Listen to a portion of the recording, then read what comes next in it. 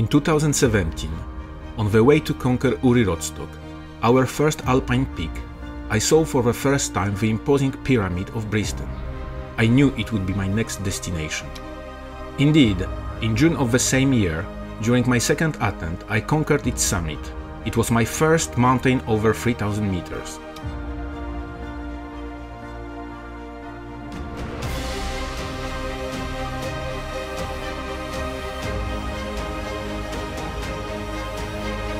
It was time to get back to roots and conquer this magnificent summit, solo, in winter without skis.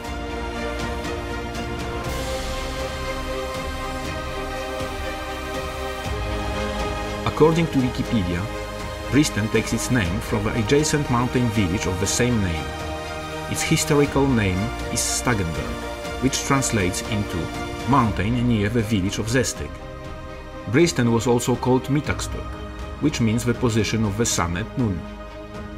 A legend says that Bristen is supported by 4 golden pillars. If you are lucky enough to find such a pillar, you would receive incredible riches. We will see if I can find one. I now invite you to accompany me on this unforgettable adventure. Do not hesitate to share with us your impressions.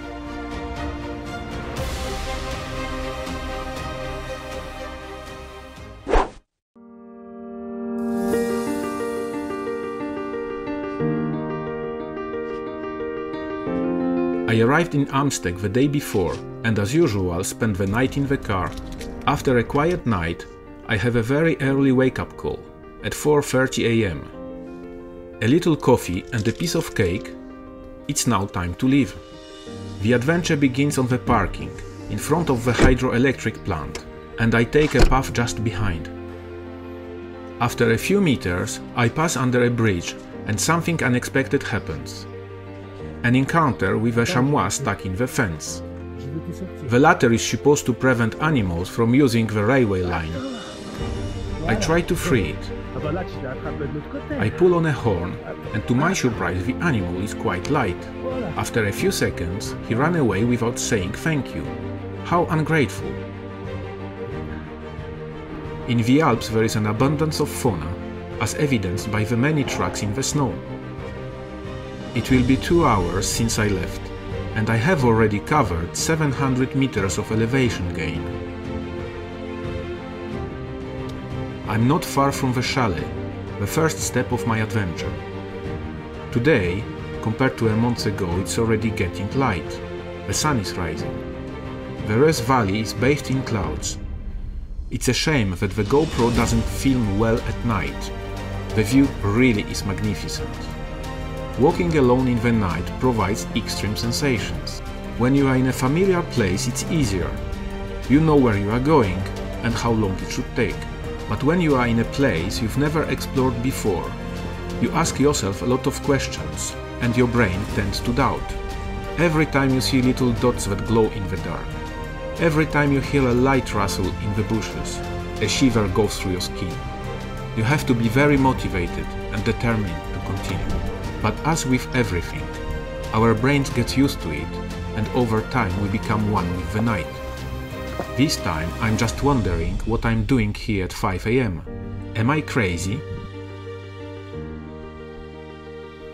The view at sunrise over the Reuss Valley immersed in the clouds is magnificent. With the dawning of the day, I regain my determination.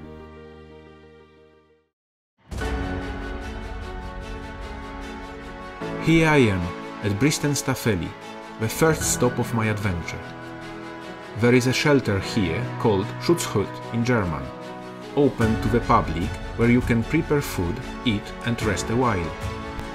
Already 3 hours of walking. The last time I did this route in 2 hours and 15 minutes, but today I have plenty of time. I will spend the night in my tent on the plateau, and tomorrow morning I will attack the summit. Besides, what we see here is not the summit. It is 300 meters behind. Leaving the Bristen Staffeli, I met a couple on skis. However, they did not take the same path to go to the Bristen Sea Plateau. I turned left hoping to find less snow in the forest. but all was in vain. I advance always higher. The slope of Bristol rises regularly with a constant inclination. One cannot rest. It goes up steeply. That's why it's often used as a training site for trailers. The view is truly breathtaking, with the river valley of Reuss surrounded by clouds.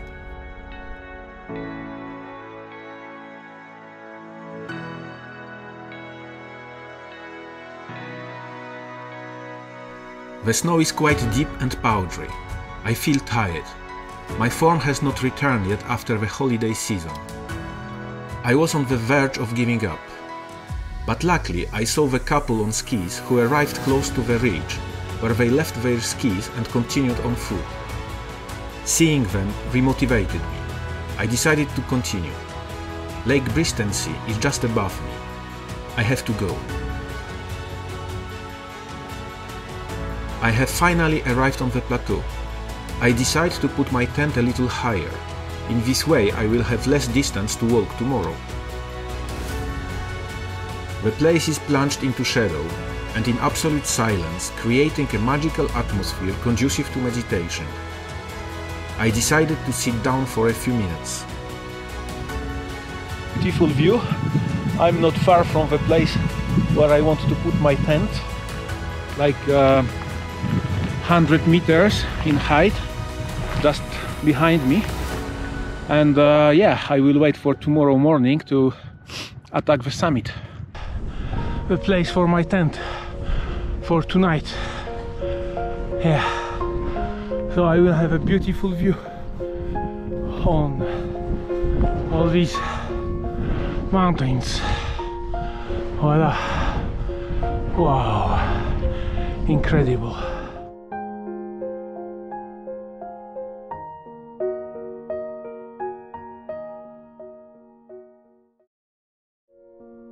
I'm very happy to have arrived at my bivy place. I'm very tired from the long climb in the soft snow. Now it's time to dig the platform for my tent. I took the small shovel with me to save a few grams, but that makes the operation take a little longer. I always lay a tarp under the tent to protect its base from small pebbles or impurities, because it looks very fragile. In winter, I use the Makalu tent from Simont. Its advantages: it weighs only 1 kilogram and is very easy to assemble.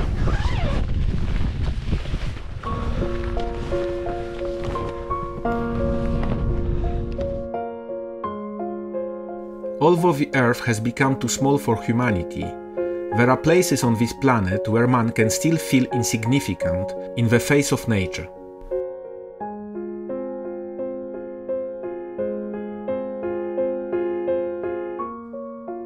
Winter has enveloped the mountains in their snowy mantle. I'm in the shade, and the wind is starting to pick up, bringing with it the freezing cold. But I wouldn't trade this fantastic view for anything in the world. Waking up in the night and in the cold is still just as difficult. The experience doesn't change anything.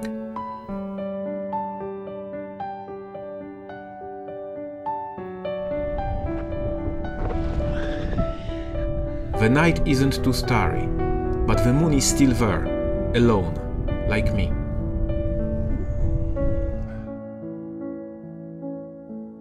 A bit of the usual condensations on the walls of my tent.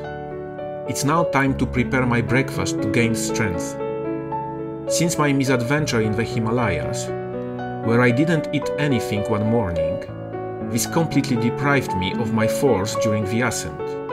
From now on, I always force myself to have a meal before leaving.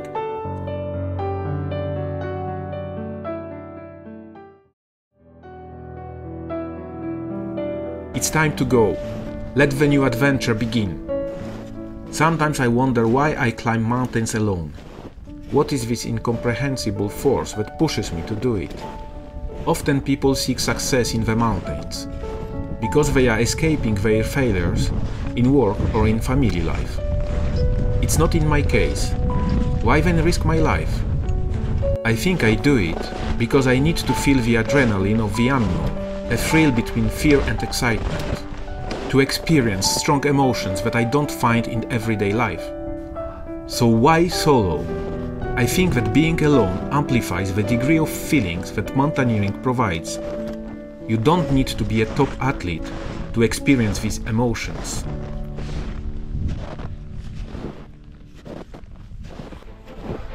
I follow the track that I prepared last night to make it easier for me to start the ascent in the deep snow. The route is steeper and steeper. I have to meander to reduce the slope. Although my backpack is almost empty, my body begins to feel the altitude. Thanks to the traces left yesterday, I'm moving quite fast. I can see my tent, which has become a rock, a dark speck in the snow. The Reuss Valley is still shrouded in clouds. I arrived to the place where the couple of skiers who preceded me yesterday took off their skis. The slope becomes unbearable. I'm going to try to take a different path to them. In fact, they couldn't reach the top because the snow was too deep on the ridge. It brought back memories of my last failed attempt. This time I will try to follow the rocks. The snow is really deep and powdery. I gave up the idea of tracing a new route myself. I continue in the tracks left yesterday by the skiers. It will certainly be easier. The slope is impressive and I don't want to fall or slip. Walking in someone else's footsteps reassures me. I'm not too far from the ridge, something like 50 meters. I'm finally going to see the sun. I'm really happy that the couple from yesterday left their mark. Otherwise, it would be a tough battle. The last few meters. Here I am on the ridge. I'm already higher than last time.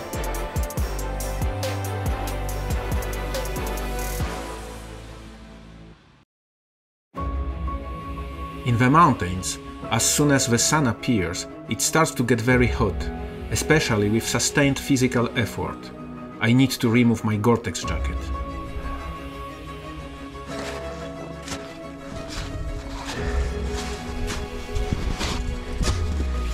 Now I move forward quite quickly, without difficulty following the tracks.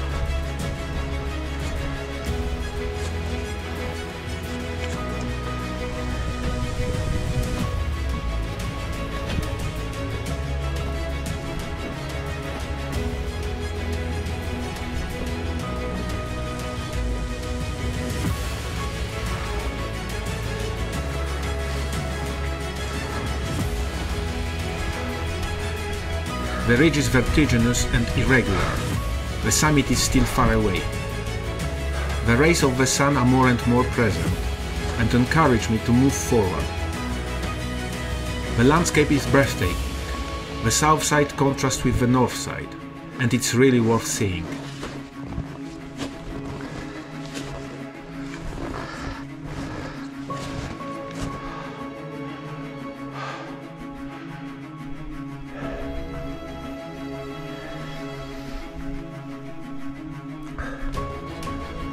And the route is still longer to get to the summit.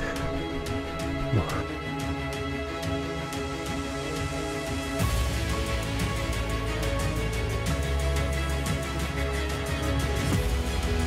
My tent becomes invisible, melted into the white immensity of the mountain.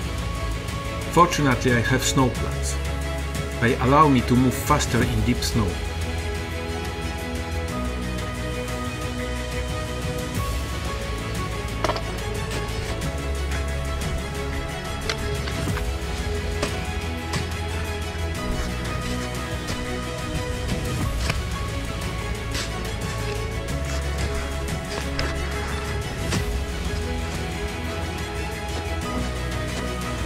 Here I have arrived at the place where the couple of alpinists gave up yesterday. Now it's up to me to make the trek. I love this feeling of advancing in virgin territory, which has not yet been graced by human footsteps. Of course, today only the snow can provide this feeling. Most places on our planet have already been explored. When I go forward, I have to be careful to stay on the snow which is above the rocks. You have to avoid stepping on the snowdrift at all costs. The terrain changes. Rocks are in sight. I will have to climb. Before tackling this rocky outcrop, I decided to take off my snowplugs.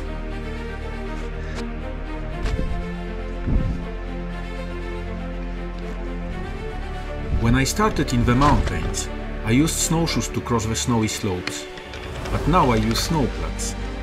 They are smaller, lighter, and allow the use of crampons, which are an essential item in case there is a vertical passage covered by icy snow in our path.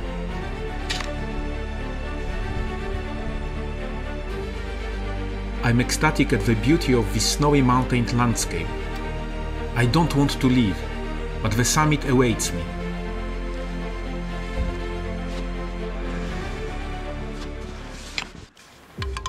The ridge narrows. My heart begins to beat faster. The emptiness on both sides increases the intensity of this experience. It's weird, but it's precisely these moments that attract me here, and which remains etched in my memory forever.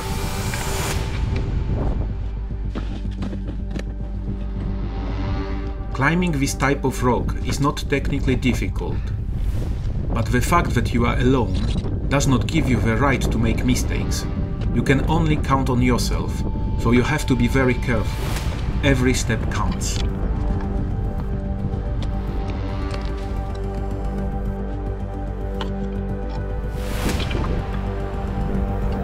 I leave you to follow me to the top of this spur.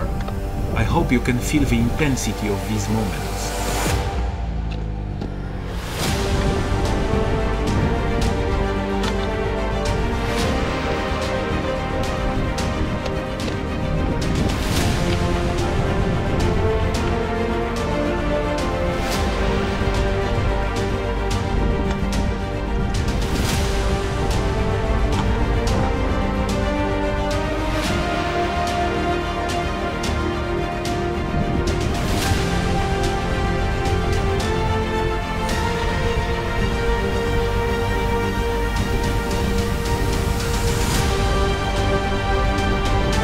Let me know in a comment if you want to have this kind of experience. Once on the spur, I discover that I have to go down again. I have mixed feelings. It's always difficult to lose a few meters. You have to reproduce the effort once again to regain them.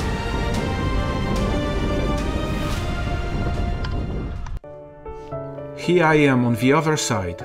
The ascent continues. Still amongst the rocks, but this time it's easier.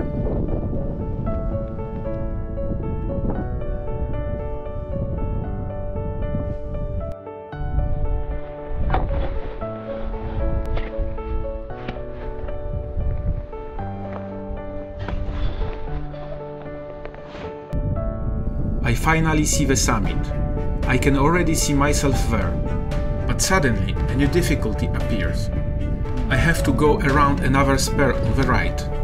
The rock is quite smooth and covered with snow. Under your feet, there are more than 100 meters of emptiness. I have found a crack filled with snow. I decided to clear it and use my 2 ice axes to get over it.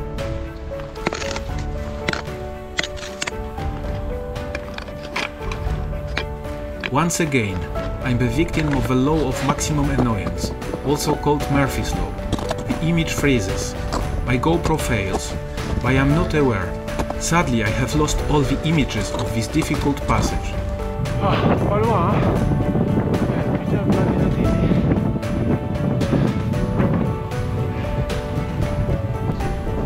The last few meters are exhausting. I'm over 3,000 meters high, and my acclimatization is insufficient. I need to make my own tracks now in this laborious snow, but I know I will get to the top, even if I have to go on all fours.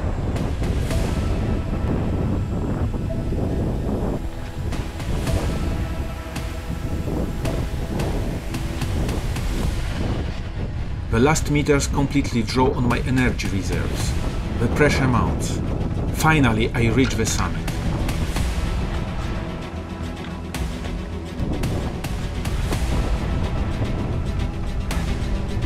I take off my backpack and secure it with an ice axe. The emotion and the satisfactions are there. Now I advance with difficulty the few meters to reach the small hillock.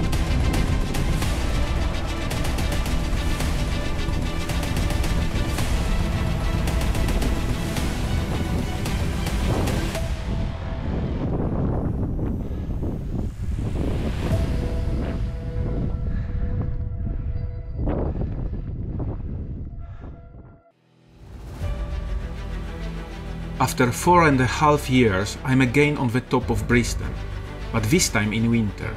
I have just reached my goal.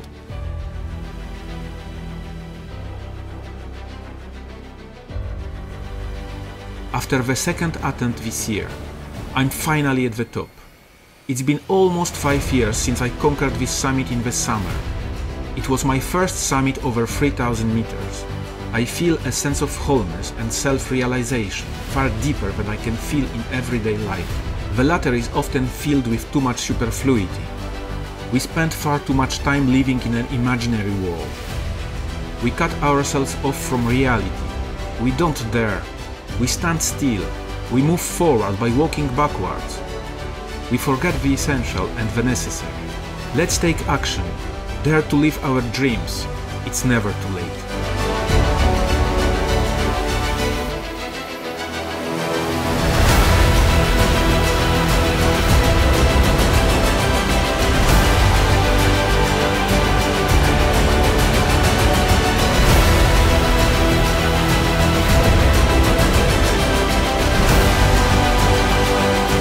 If you enjoy this video, feel free to like, subscribe and comment. Today I feel quite confident about the descent. There was only one challenging passage, which I will certainly cross without difficulty. The weather is nice, it's cold, it hasn't snowed in the last few days, so the risk of an avalanche is quite limited. For once I can fully enjoy this moment without being too worried about the descent.